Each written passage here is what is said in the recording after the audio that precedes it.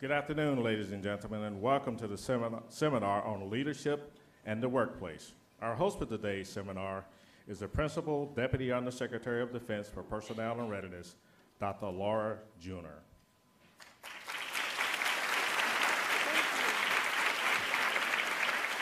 I love it when people introduce me so I don't have to say that hideously long title all by myself. I have been bouncing around this building for 20 years, and I have never seen this room this full. So I think that's a testament to how important the topics we're going to discuss are to us. Before I begin, I do want to thank the First Lady's Joining Forces team and the Vice President's team for joining us. Are you here? I see. Thank you. Thank you. I can tell you from the perspective of a defense leader and a former spouse, the work you do is so important. So thank you for the work you do and for being here. And I am absolutely delighted to welcome Ms. Sheryl Sandberg to the building. And the privilege of introducing her. It's a little bit of a scary honor because the work she's done has been so meaningful to me and clearly to most of you. Sheryl's a leading technology executive in this country. She's currently serving, as you well know, as the Chief Operating Officer of Facebook. But more importantly, she's a leading public thinker on issues relating to leadership and gender, and has been fittingly recognized by Time as one of the most influential people on the globe. Her New York Times best-selling book, Lean In, Women, Work, and the Will to Lead, is probably the most widely talked about piece on women in the workplace in a decade or more. Her TED Talk, Why We Have Too Few Women Leaders, has been viewed millions of times and translated into 44 languages. Her work has ignited a public discussion on women in the workplace and leadership in general, and inspired new policies within top American corporations. She's challenged us to find ways to change the numbers of women at the top and to make our world and the world our children will inhabit different. The conversation's particularly important for us in the Pentagon today because we're in the midst of a lot of dynamic changes, and some of those changes are extraordinarily and wonderful. Every day we're opening up more occupations to women in the military, and that's exciting and historic, and hearing Sheryl's common sense views on how to make the most of those opportunities is a very fitting discussion for us today. Some of the changes are a little less certain. We know that we're going to be smaller, and this is our total DoD force, civilians and military alike. And the demands on this force are going to be more complex over time, and what that means is every one of you matters. We have to, with a smaller workforce, we have to make the most of all of your potential. We have to be the employer of choice. We also have to work to support, motivate, and make sure that we enable you to commit fully to develop your talents. Sheryl's work speaks directly to these challenges, and she's been gracious enough to lend her expertise at all levels of the department, not just at the senior levels, but even to our students. On behalf of the administration and the department, I want to say thank you for being here, and thank you for your commitment to our men and women and the civilians that work with them. Your counsel is always illuminating, and we look forward to hearing your thoughts. Ms. Sandberg.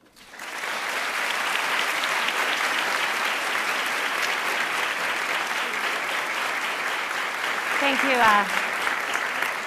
Dr. Juner. Thank you so much for this kind invitation. Thank you to all of you for being here. And I'll start by thanking you for your service. My great-grandparents fled very severe anti-Semitism in Eastern Europe to get to this country. The opportunities I have are because of them and because of the sacrifices people here make to keep us safe and free, and I'm truly grateful for them. For the men who are here today, I have good news for you.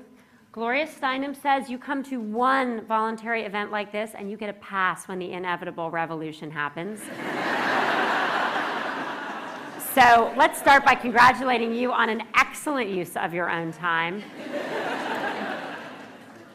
And to the women here who are leading and serving our country, I thank you not just for your service, but for the example you set. Because I believe in this industry, for every one of you who comes to work every day, you are not just fighting for equality, but you are proving equality with every day and every step you take, and I'm particularly grateful to you, so thank you. The first time I ever used the words lean in were at the Naval Academy. I was invited to give the Forrestal Lecture, which is a lecture on leadership, and it gave me a chance to think about leadership and how it might be different from Facebook to the military. At Facebook, one of our mottos is move fast and break things. I'm super glad you don't have that motto. Because you might actually break, explode. It could be really ugly. But in a lot of ways, leadership is very similar across any sector. And that way is that in order to get real leadership is about people not just following you because they have to and because you've told them to do something and you're their commanding officer, but because they want to and they believe. They follow you with passion and enthusiasm because you share the same goal and you inspire them. And what is core to that kind of leadership is the ability to use the full talents of the population, to get the very best from everyone, regardless of gender or race or background or age. And to this day, I'm one of the only women and the only businesswoman to have ever delivered the Forrestal Lecture. And that speaks to the larger challenge we have, which is we are not getting women into leadership roles in real numbers in any sector. Women have 5% of the Fortune 500 CEO jobs, 20% of the Senate, one Army general, as a 4-star was. Now there are none. You all know the numbers, and it's true across every industry. And what's worse is that I think we really suffer from the tyranny of low expectations. Just a few years ago, women won 20% of the seats in the US Senate. And all the headlines screamed out, women take over the Senate, women take over the Senate. You're like, okay, 50% of the population with 20% of the seats, how bad at math can we be as a country? That's not a takeover, that's a gap. And what that means is that we are holding our performance back. Women are not represented at the tables where decisions are made, and it means we make worse decisions because we know that studies of diversity tell us conclusively that more diverse companies, more diverse organizations, more diverse leadership teams make better decisions. In fact, the less diverse a team it is, the worse its performance is, and the more confident it is that its performance is good.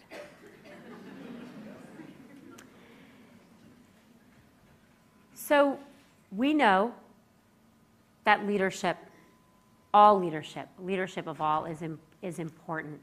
And what I think will make the really big difference is if we can make sure we explain that as mission-critical leadership.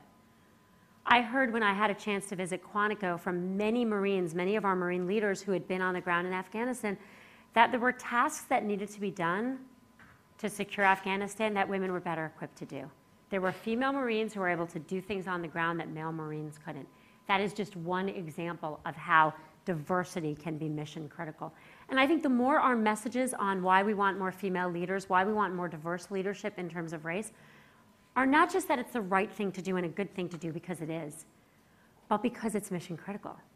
Because it'll create a stronger Army, a stronger Navy, a stronger Air Force, a stronger Marines. It will create a stronger company. It will create better results.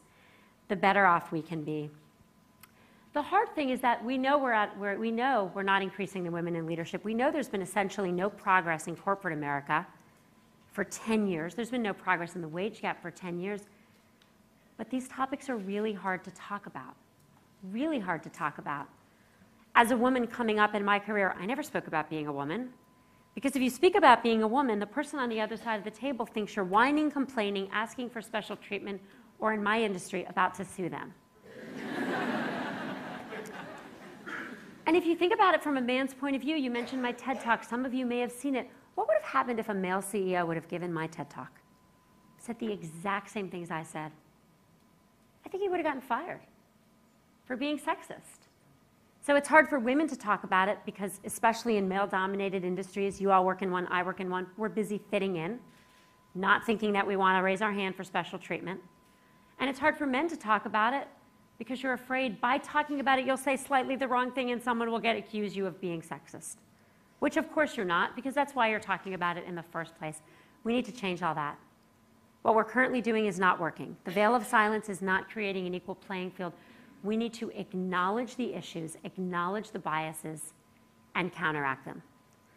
So I'm going to talk today about 3 biases women face: performance, likability, and responsibility. But what's really important to understand is that surfacing bias and being willing to acknowledge it is a good first step, but it is not enough. We have to surface bias and we need to counteract it. People call this a bias interrupter, and I'll give you an example.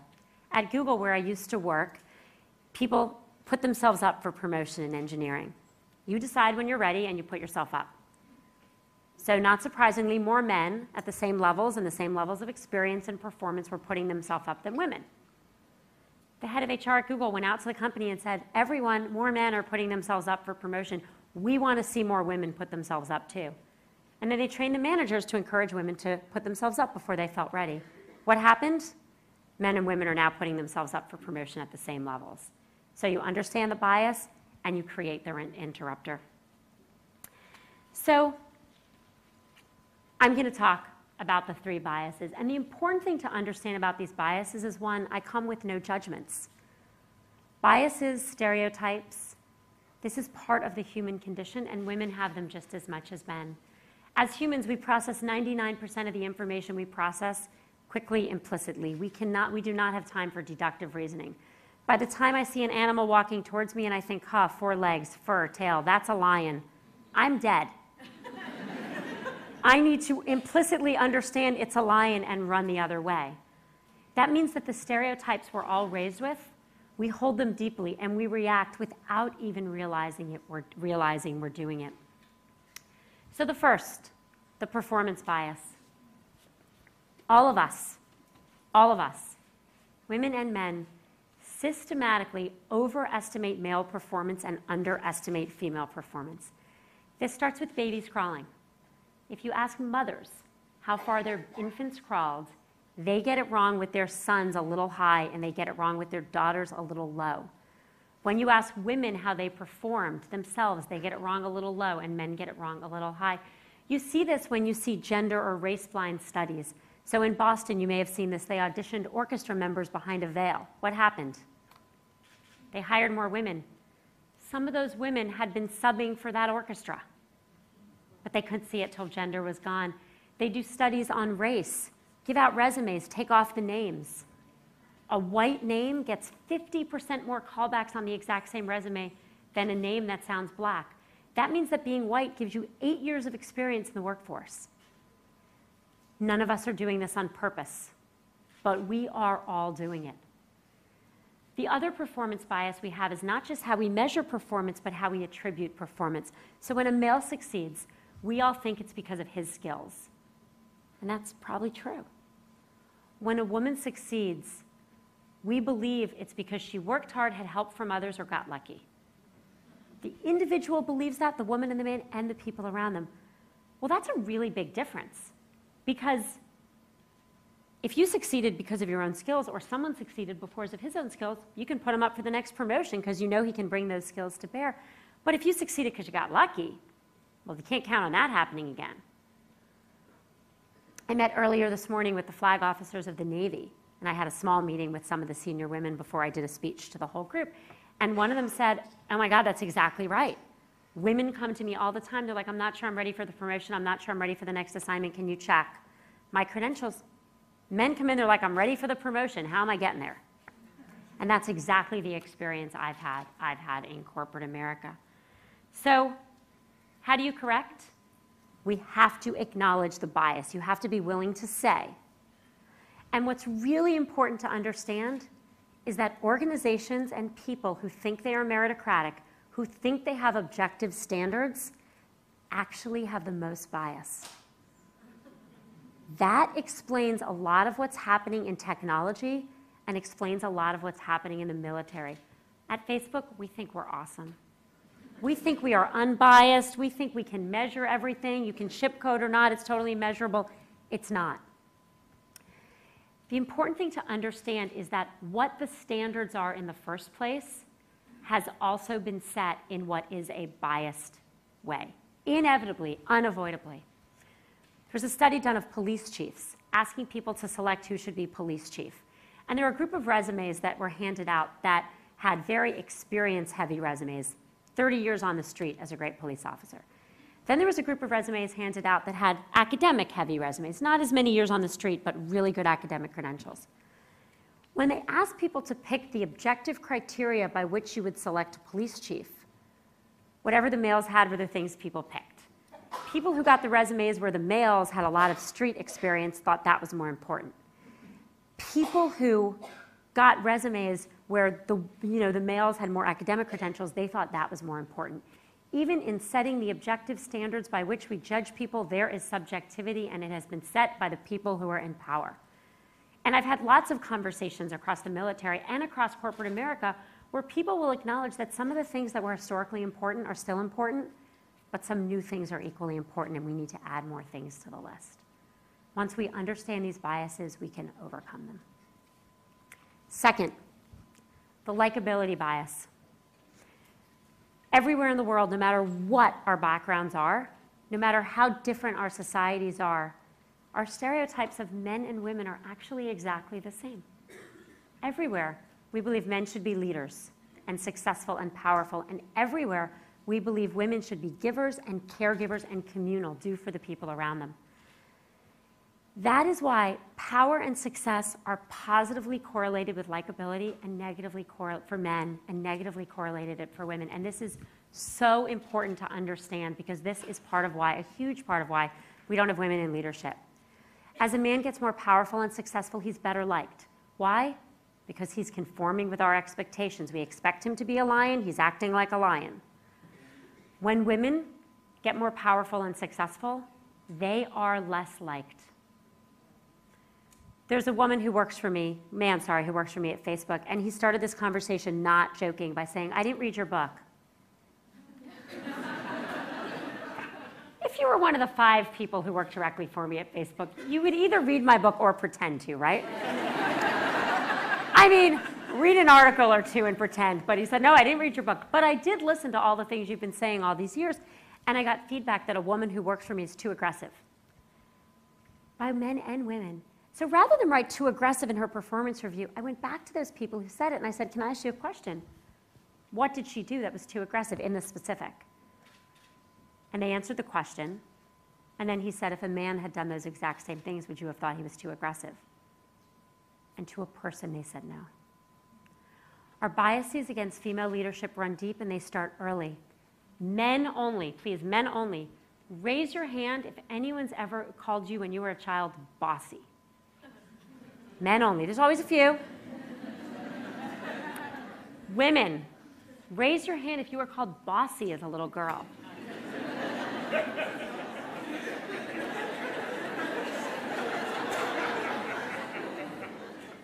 Bossy is a super interesting word. We don't use it for little boys because when a little boy leads, it's expected, but when a little girl leads, it's not. So what can you do? What's the bias interrupter?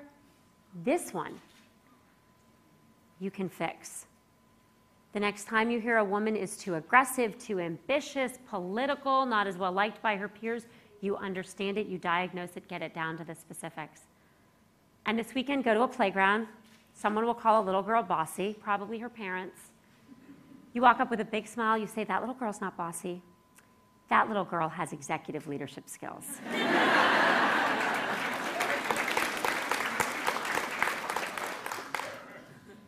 I'm going to pause for one moment on that, just one moment. I'm going to say it the other way. That little boy has executive leadership skills. No humor. That's because humor is about going about our expectations. It's funny because you're surprised. If you want to understand why there are no 4-star female generals in the Army right now, and why Silicon Valley has 2 female CEOs, you just understood it. We do not like leadership in girls and women. But we can and we should, because it might do the world a whole lot of good to have more women with executive leadership skills. Number 3, the responsibility bias. A friend of mine had a daughter. She was 5 years old. She said to her mother, "I have a problem." And she said, "Well, what's the problem?" "I want to be an astronaut." This is before NASA kind of backed away from that whole thing. So that wasn't the problem. She said, "Well, why is that a problem?" He said, "Well, the boy I like wants to be an astronaut too. But we can't both go into space. Someone has to watch our kids." I think it will have to be me. That little girl's right. 70% of mothers work. Most work full time. Even for two working parents, the women bear the great majority of the responsibility in the home for housework and childcare. That changes how women approach careers from the very beginning. Think of a career like a marathon.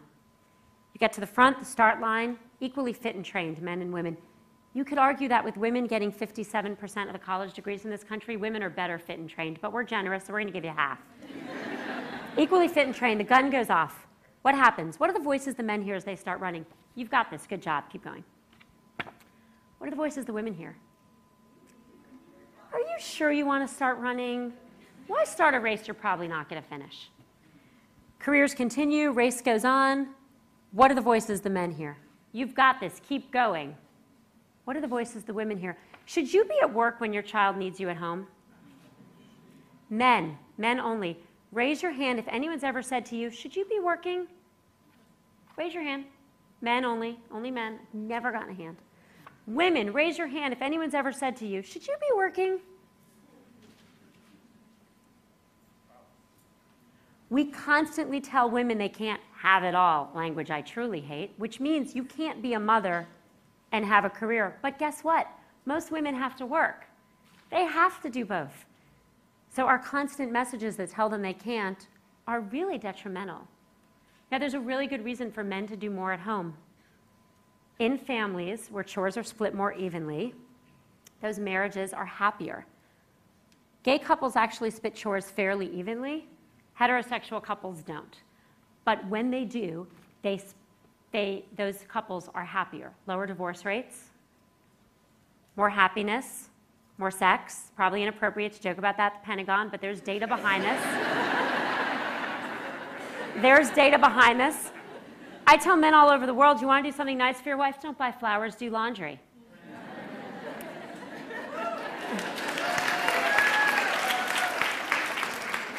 The CEO of FTD heard me say that on a late-night TV show.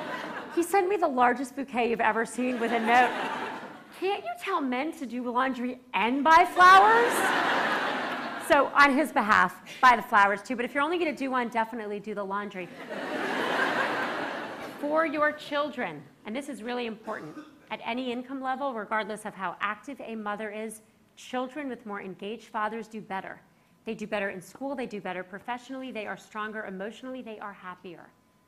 This is good stuff. Equality will help, even with the demanding careers we have. That equality is especially important in the military.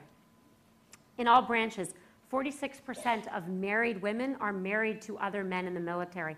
5% of married men are married to women in the military, which means that making couples available to do both is going to be critical to getting more women to stay in the military, stay in the civilian force that's supporting the military, and move up the ranks in places like the Pentagon. Women don't just have the responsibility bias at work, they have it at home, they have it at work. Women do more office housework, communal tasks, serving on the committees, mentoring, taking the notes. I just spoke at West Point. They have something they call take boards, where they break people into groups. Y'all probably know much more about this than I do. And they do assignments where they're looking for leadership skills. Guess who's taking the notes? The women. Why? Because they think they have better handwriting. If you're observing, no, this is true. I was at West Point 3 weeks ago. If you're looking at a group and you're observing, you're the commanding officer observing, and you're looking for leadership, who's going to be the natural leader? The person taking the notes or the person speaking? I watch this all day in corporate America. Women take the notes. The woman taking the notes almost never makes the killer point that gets her the promoted and gets her noticed. And so sharing those communal tasks in the office housework, that will matter a great deal to leadership too. I believe that the United States military has an incredibly important role to play here. Incredibly important role. If you look at the history of desegregation, the military led. A lot of the good things that happen in our society happened here first. That means if we want to increase our progress along racial discrimination, if we want to increase our progress along the leadership gap for women and people of color, the military has to lead. And the military can lead. I'm here because I was invited by your senior leaders and some great women who followed up and made it happen. I spent the morning speaking to the flag officers of the Navy. I've been to Quantico and the Naval Academy in West Point. These are your leaders inviting me because I think the people in this audience, the leaders, really care. Doing this explicitly will make a big difference. At any level, if you are a man or you're a woman and you are willing to talk openly about the biases, we have a handout we're giving out somewhere here. Hopefully you'll get it. If not, all the information is available for free on leanin.org. Talk about this. Do it openly. And explicitly support women. Along with my book a couple years ago, started a foundation, leanin.org. We help women and men form lean-in circles. 10 people who meet once a month with an agenda that we provide for free, educational materials we provide. You can register for free on our site. We were hoping for 1,000 circles. There are now 22,500 in over 105 countries in all 5 military branches, at West Point, at the Naval Academy, and increasing across all the service academies too. Explicit support for women, by women and men will make a big difference. When we started the circles at the Naval Academy, then Admiral Miller asked senior officers at the Naval Academy to mentor each circle, men as well as women, to show the deep support that was there.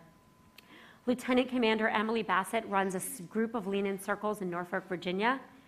All of her circle members are women who are commanding warships or are in line to command warships. And she's talked to us about how those circles have empowered her and her fellow members to believe they could take the next step. Rachel Grimsey, is Rachel here? Right down there. Rachel's talked to us, young woman working at the Pentagon, about how her circle is helping encourage female leadership at the Pentagon, and we're grateful for your leadership. Do it explicitly by joining circles. Do it out loud by talking about biases. But let your voice be heard on why diversity in leadership is mission critical, why you think it will make you a better leader, why it will be good for your career, and why you think it is so important. Meritocratic organizations and people, as I said before, often have the worst outcomes. They did an experiment, a computer simulation of looking at bias in performance. And they gave the women ratings 1 to 100, and they gave the men ratings 1 to 101. 1% bias, not much. All the studies say we have biases in real life that are much bigger than that. They then modeled 15% attrition, and every time we had attrition, you promoted the people below with the highest ratings. In 20 cycles of this, which isn't so many performance cycles, with just a 1% performance bias, the organization at the top went from being 50-50 at the bottom to 35% women. Tiny biases will make a big difference. That means that your voice on the small bias interrupters, starting to mentor circles, start circles, that will make a huge, huge difference. I believe the results of equality will be profound. Faster economic growth. If women were in the workforce in the United States at the same rate as men, economists predict 5% greater GDP growth. Anyone who's looking at the GDP projections says that it's 2.5% to 3% as far as the eye can see. Can you imagine what an additional 5% growth would do for this country? Anyone who looks at the performance of teams knows that diverse teams make better decisions. I think Facebook has an important mission. I'm proud to work on it. I don't think anything is as important as the mission you all have. You keep us safe. You keep the world open to democracy. And boy, is it a complicated, scary world out there. What you do has never been more important. Using the full talents of the population, using the very best of everyone, can only make us stronger. Both at the Pentagon, in all of the services, but also across everything we do. I want to thank you again for your service, for my freedom. I want to thank you again for caring enough to be here. And I want to encourage and applaud you to do just a little bit more to get us to equality, because if you do this, the rest of the country will follow. Thank you.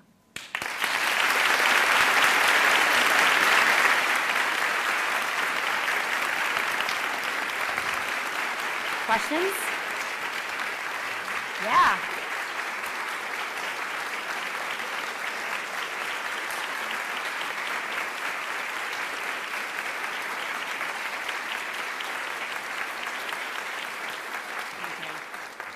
Questions, comments, stand up, tell me I'm wrong. Seriously, the more direct, the better. Yeah. Hi, Captain Agent Walker, U.S. Navy. Could you share with the audience here any interesting comment or question that was asked this morning's class? It was really interesting. I had a chance to meet with some of the leaders, some of the female admirals in a smaller group, and then I spoke to the flag officers. There's a conference I think they do it once a year here. And what was really interesting was talking about some of the issues they face. So one of the really important issues that's happening in the military is, because of the things I talked about, it's really hard to be a woman and actually identify as a woman. So I was invited by then General Amos, the commandant, to go to Quantico about a year ago, not even a year ago. And he had a meeting of a lot of the female senior Marines, including the one General Reynolds, who was there. And a whole bunch of them told me that they've never been to a meeting of all women, and had the commandant not invited them themselves, they would not have come. I heard this morning at the Navy, and I heard in earlier meetings today at the Pentagon from the Army, that it's really hard for women to even show up to something that's for women, because it feels like we're asking for special treatment. It feels like we're not tough enough. It feels like we think the standards should be lowered for us. I understand that because I went through most of my career that way. But that shows us how far we have to come, how we have to make this safe, how we have to say, not only can you come to a meeting of all women, not only should we have circles for you and programs for you, but it's mission critical for you to do this because we need you to stay in. So the Naval Academy, we know that by the time they graduate, 80% of the female cadets have already decided to leave the Navy, and that's a number that's much higher than the men. They've already decided. So we know there are going to be fewer of them in that room where I smoked this morning the day they graduate. We know that women are sorting in to different professions than men. We see it in corporate America. We see it in the military. If you look at the Fortune 500, you've got 5% CEOs, and then below them you have 20-ish% women in executive jobs. But if you look at what jobs they're in communications, they're in PR, they're in legal. Those are great fields, and those are super important. But I don't know of a single Fortune 500 CEO who was head of HR before he or she, usually he got the job. And so if you look at the pipeline's not there because the women are not in engineering, sales, and marketing, which is where you get promoted into CEO. Same thing's happening in the military. A huge percentage of women are sorting into the support fields. They're sorting into the support fields for good reason. But there are only going to be so many 3- and 4-star generals coming from those support fields. And so these were the conversations we were having about how we get women. Now, I know there's a lot going on here about what MOSs are going to be open to women. And I don't pretend to have the expertise to weigh in on that. But here's what I do know. 95% of MOSs in the Army are open to women. 88% of MOSs in the Navy. And we don't see women even taking advantage of the opportunities they have yet. Now, I want to be clear. I'm not arguing against opening more for women. I think that's probably a very good idea. But I'm saying even as that battle ensues, boy, could we do a lot to get women into the fields where they could get promoted. What I see in corporate America is that because women are leaning back, because they know they're going to bear the responsibility, because like that 5-year-old girl, they think they're going to have to stay home, they don't sort into the harder jobs. They don't raise their hand for promotions. Now what happens? Fast forward 20 years, here's the bad news. They're working just as hard. They're just getting paid less and not as senior and reporting to some guy who was leaning in more than they were. They're not even getting more flexibility. They're just getting lower jobs and lower pay. And so starting out, going into some of the harder fields, even if you're just keeping your options open, is a really good thing. I had this conversation at General Amos's invitation. I spent a whole, probably 4 hours with all the 3-star generals of the Marine Corps a little while ago. And a bunch of them said, you're right. Every time a woman comes to see me, I tell her to go into intelligence or communications. I never thought about that before.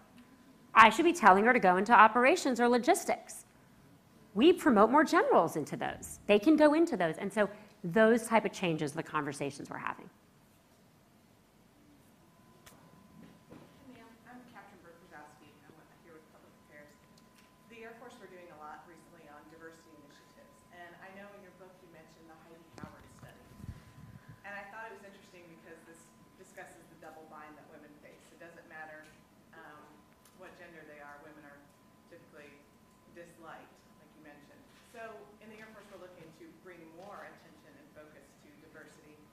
nurturing that, the difference between us.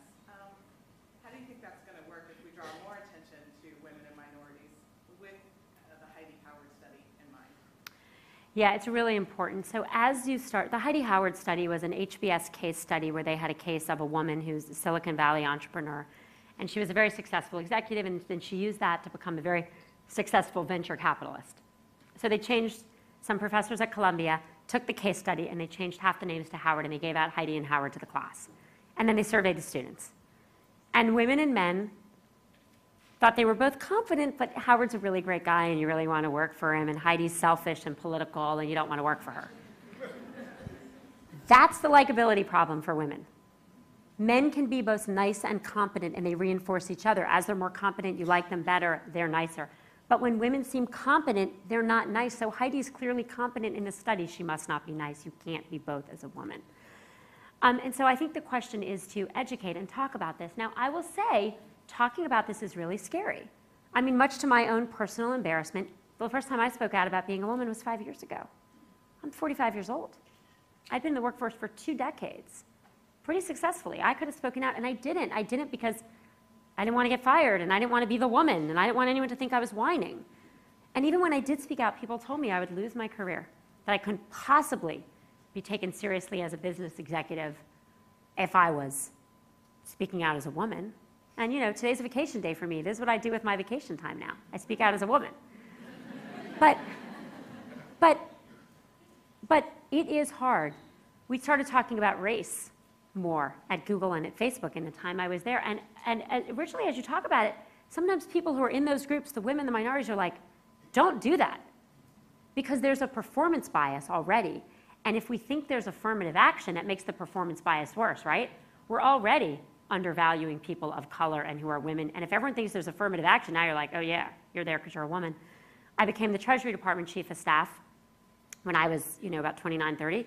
I cannot tell you how many people said to me, it must be great to be a girl. You got that job. It's not something anyone wants to hear, so we have to talk about it in the right ways. Mission critical. Mission critical is so important because everyone wants better results. Better results mean peace here. Better results mean security for our country. In my company, better results mean growth and more jobs and more people connected on Facebook. Everyone's for that. And the second thing is we have to be clear that we're not trying to unlevel the playing field. We're trying to level it by exposing the biases that data exposes. And that's why, if you read my book, it's very data-driven. Study after study after study, and that's why. Yeah. Just get a question from a man, yeah. Hi. You mentioned I was taken by your comment about, oh, thanks. I was taken by your comment about asking the question of, do you want to start a race that you can't finish? I'm curious if you might want to comment about military spouses, be they male or female, who might find themselves moving around every 2 to 3 or 4 years, and how that can affect their sort of desire to take or to start the race that they may not be able to finish. Yeah. Look, it's a really big issue, and every industry is going to have to work out how to have more flexibility than we have in order to change the numbers for women. We know that, right? It occurs to me that a lot of the structures we have and the expectations we have of career progression really were set in place both in corporate America and the military 30 years ago. What's happened in the last 30 years? Lifespans dramatically increased. People are living longer and they're living healthier. I'm going to turn 50, and 50 is now the new 30.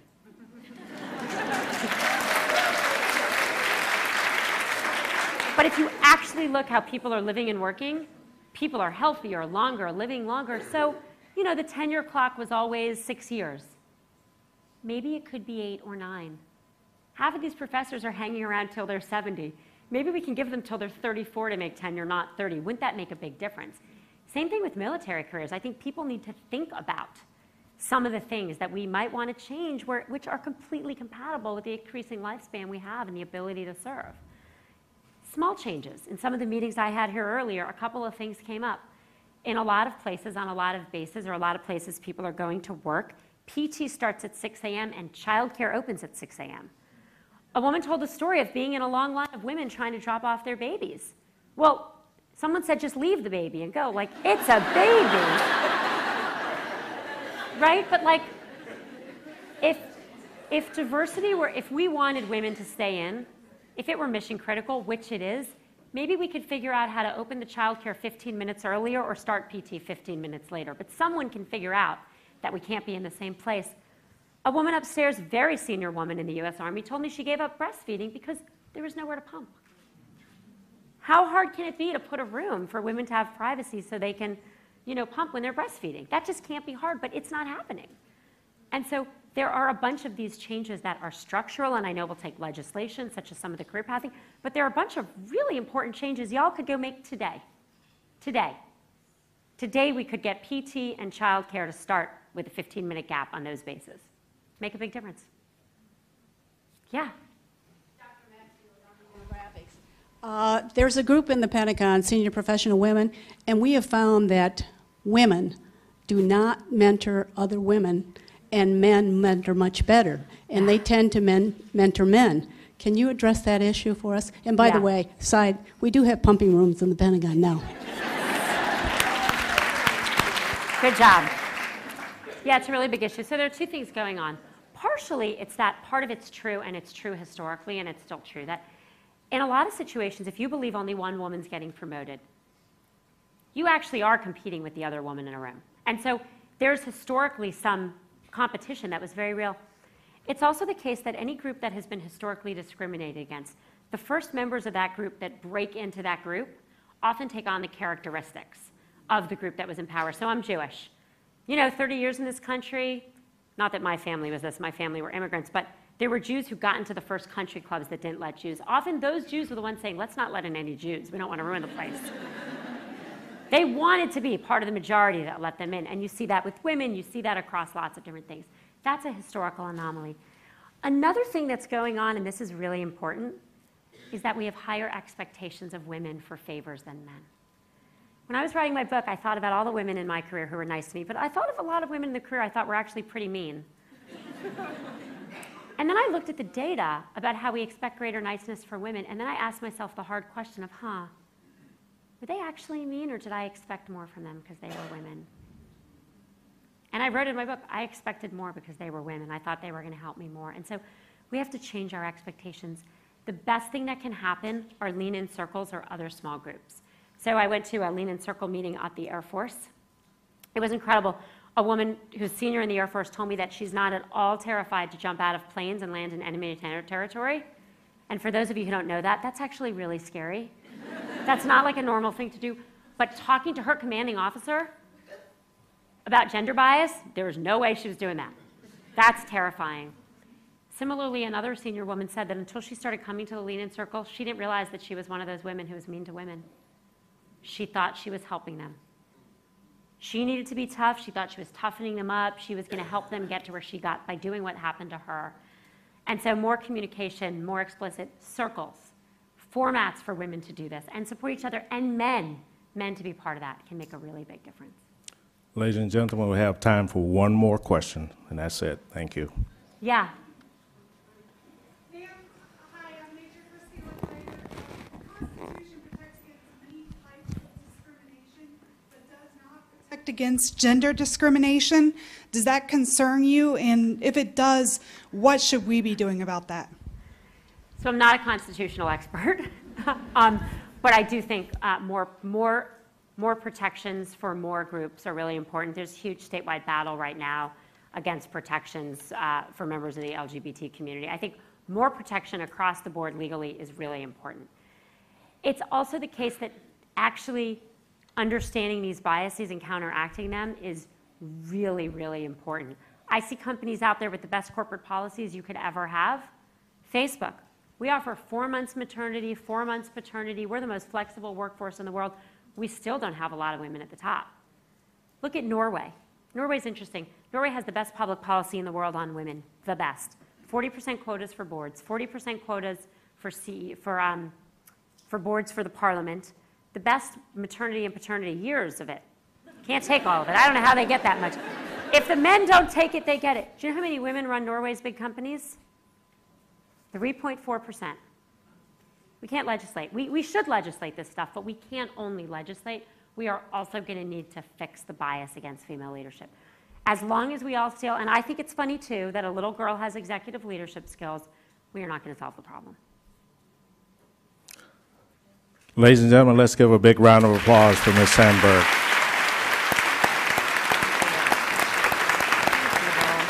Laura.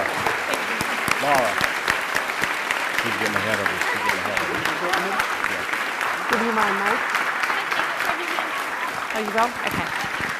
Thank you. Ladies and gentlemen, please remain at your seats. Please remain at your seats while our special guests depart. I'm not used to everyone just standing. Please just hold tight. She's on a tight schedule and she has to get to her next location. Thank you.